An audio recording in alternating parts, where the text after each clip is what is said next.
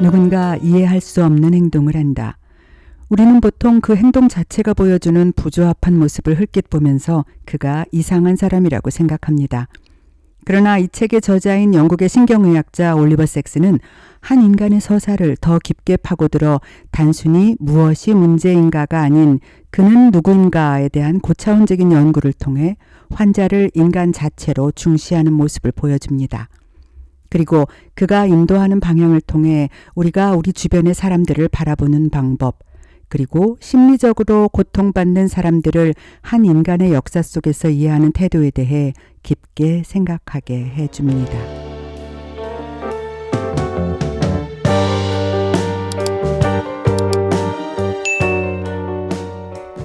2015년 타계한 신경학계의 권위자 올리버 섹스는 이 책 아내를 모자로 착각한 남자를 통해 뇌신경계에서 일어나는 상실 혹은 과잉에 대한 문제를 여러 사례를 들어 이해하기 쉽게 설명합니다.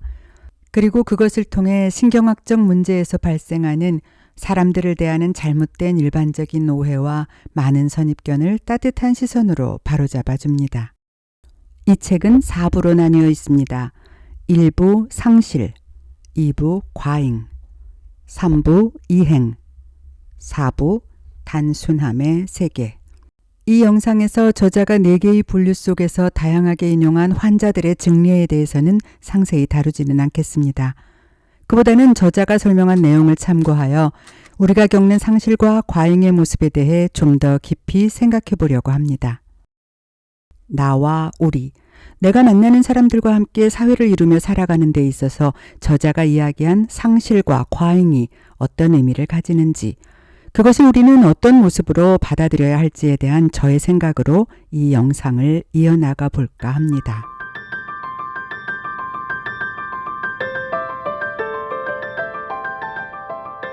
겉으로 나타나는 장애는 아무것도 없다. 따라서 이런 증상을 겪은 환자들은 종종 거짓말쟁이나 얼간이로 취급된다.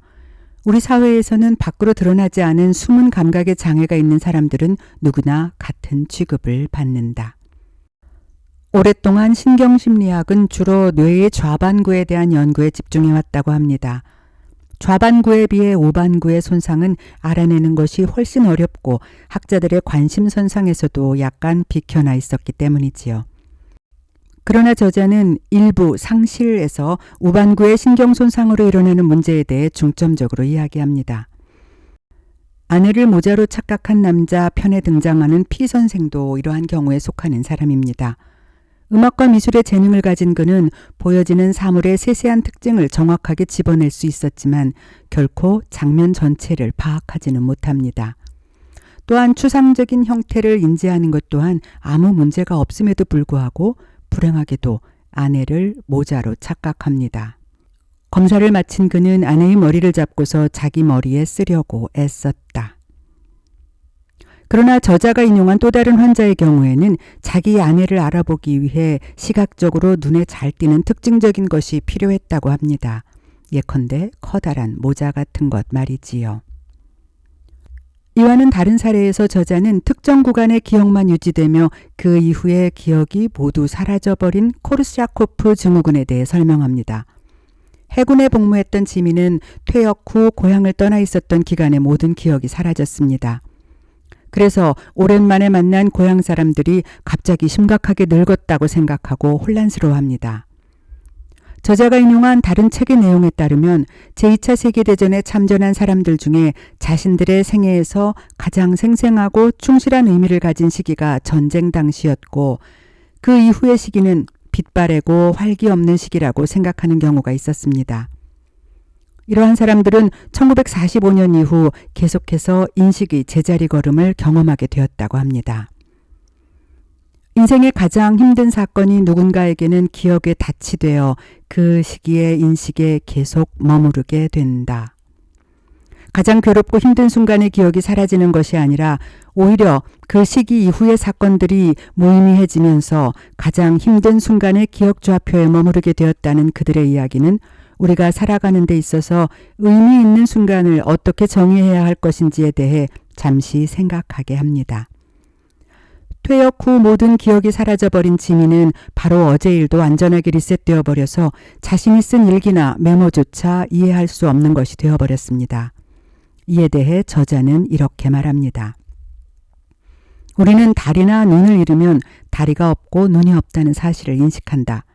그러나 자기 자신을 잃어버리면 그 사실 자체를 모른다.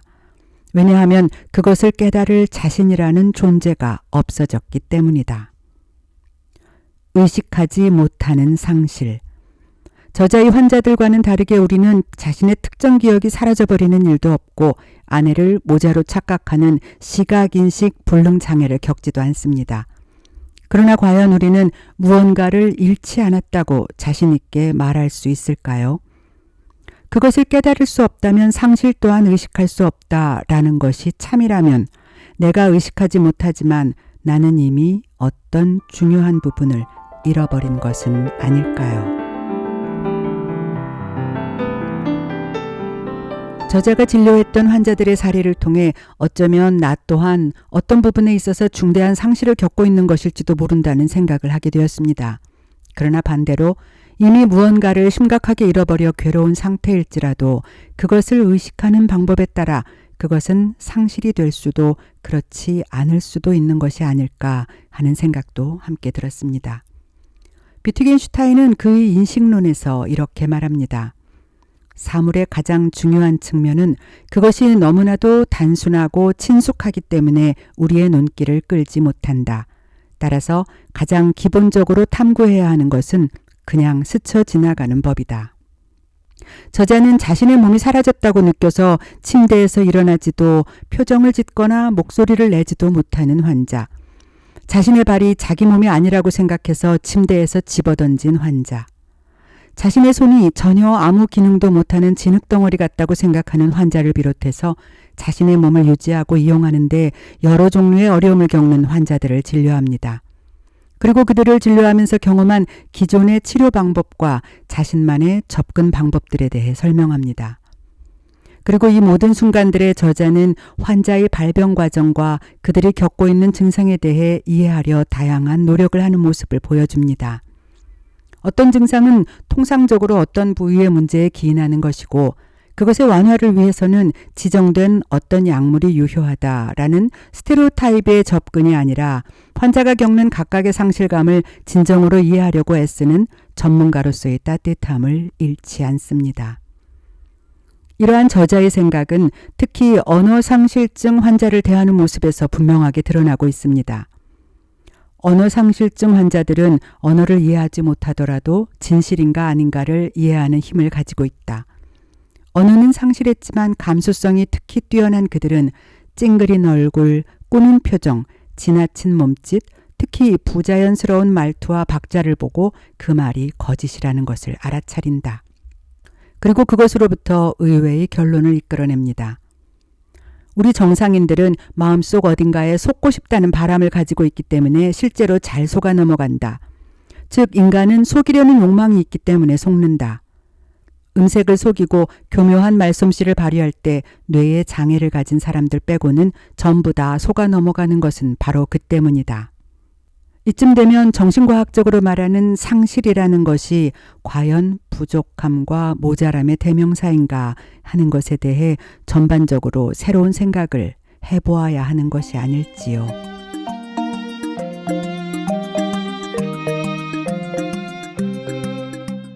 처음에 책을 시작하면서 저자는 신경계통의 결손이나 손상에서 오는 상실에 대한 모습을 이야기합니다. 그리고 2부에서는 반대로 과잉에 대한 내용을 설명하면서 이렇게 말합니다. 신경학에서는 결손이라는 개념을 즐겨 사용한다. 결손은 어떠한 기능장애에 대해서도 사용할 수 있는 유일한 신경학 용어이다. 기능은 정상 아니면 비정상 두 가지 가운데 어느 하나이다. 이 점에서는 콘덴서나 퓨즈와 동일하다. 본질적으로 기능과 접속의 체계인 기계론적 신경학에서는 이 두 가지의 가능성밖에 없다. 그러면 결손의 반대 상태인 기능의 과잉이나 잉여의 경우는 어떨까? 신경학에서는 이것을 표현할 수 있는 말이 없다. 그러한 개념이 없기 때문이다. 저자는 자신이 진료한 어떤 환자의 경우를 예로 들어 이렇게 말합니다. 그 환자는 스스로 위험하리만치 좋은 몸 상태와 병적인 특출함을 가진 스스로의 에너지 과잉의 상태에 놓인 환자였습니다. 이런 상황에 처하면 인간은 극도로 이상한 종류의 딜레마에 빠진다. 과잉으로 인한 장애의 경우에는 모종의 결탁이 이루어진다. 자아가 병과 제휴를 맺고 한 몸이 되어 결국에는 독립된 존재이기를 포기하고 병의 산물에 불과한 존재로 전락하고 마는 것이다.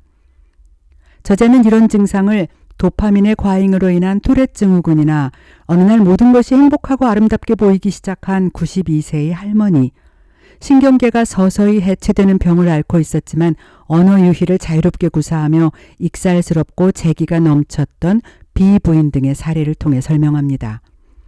그리고 그러한 정신학적 문제를 겪는 환자들을 대하며 인간 본성의 놀라운 승리에 대해 저자가 느낀 것을 알려주며 편견과 자만심에 가득 찬 우리를 차분히 설득합니다. 슈퍼투렛 증후군 환자는 진정한 인간, 어디까지나 개체다운 존재로서 살아가기 위해서 끊임없이 충동과 싸워야 한다. 투렛 증후군 환자들은 아주 어린 시절부터 진정한 인간이 되는 길을 방해하는 무시무시한 장벽에 직면한다. 그러나 대부분의 경우 이것이야말로 경이롭다고 말해도 지나침이 없지만 그들은 싸움에서 승리한다. 살아가는 힘, 살아남아야겠다는 의지, 개체다운 존재로서 살고 싶다는 의지력이야말로 인간이 지닌 가장 강력한 힘이기 때문이다. 그것은 어떠한 충동이나 병보다도 강하다. 건강, 싸움을 겁내지 않는 용맹스런 건강이야말로 항상 승리를 거머쥐는 승리자인 것이다. 이러한 저자의 인간에 대한 따뜻한 이해는 지능장애인을 분석하는 그의 모습에서도 한 번 더 나타납니다.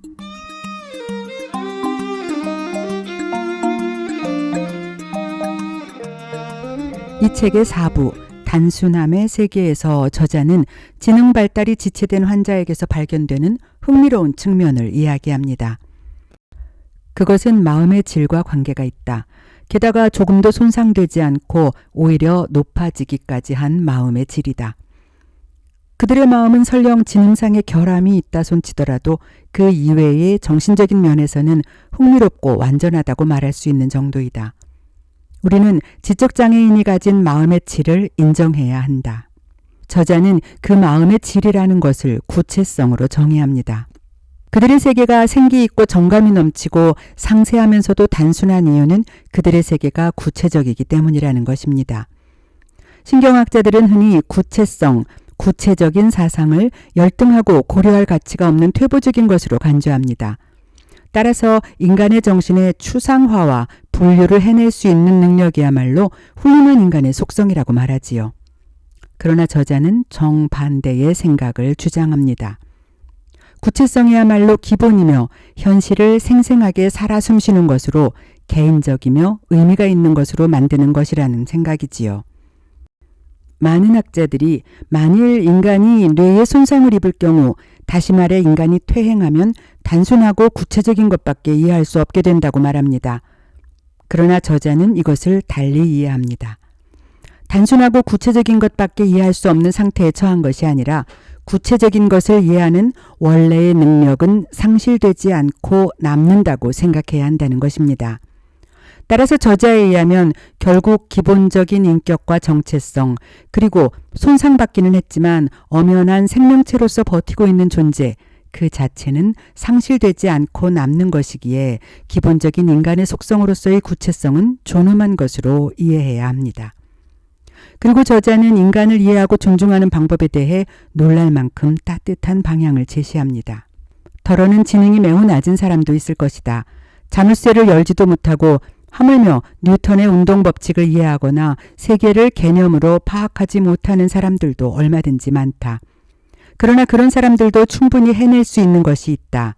그것은 세계를 구체적인 것, 상징으로 이해하는 것이다. 이것이야말로 그들이 가진 또 하나의 측면이다. 의사로서 저자는 우리는 환자의 결함에 너무 많은 주의를 기울여 왔다. 그래서 변화하지 않는 상실되지 않고 남아있는 능력을 거의 간과했다라고 고백합니다.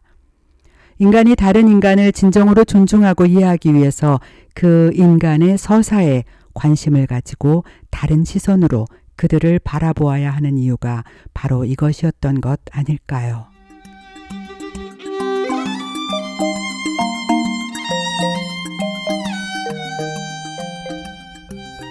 분명히 이 책에 실린 글들은 저자가 말한 대로 기적에 가까운 이야기들을 모은 것이다. 뇌신경에 무언가 이상이 일어나면 기묘하고 이상한 증상이 나타나고 그로 인해 일반인의 상상을 뛰어넘는 동작과 상태가 나타난다. 이 책에 실린 24편의 이야기는 모두 그러한 예라고 말해도 좋다. 그러나 우리가 그러한 사례들을 그저 호기심 어린 눈으로 본다거나 흥미 위주로만 본다면 그것은 큰 잘못이며 저자의 의도나 진심을 올바르게 이해하지 못하는 결과가 될 것이다. 병마의 도전을 받아 정상적인 기능을 상실하고 일상생활을 단념해야 하는 환자들은 그 나름대로 병마와 싸우며 인간으로서의 정체성을 찾으려고 노력한다. 비록 이길 수 없는 싸움이고 뇌의 기능은 정상으로 되돌아올 수 없지만 그렇다고 해서 그들이 인간이라는 사실까지 부정되는 것은 아니다. 이것이야말로 저자가 거듭 주장하려는 것이며 여기에 문제의 핵심이 있다고 말할 수 있다. 저자는 병보다는 인간에게 관심을 기울이는 인간적인 의사이기 때문이다.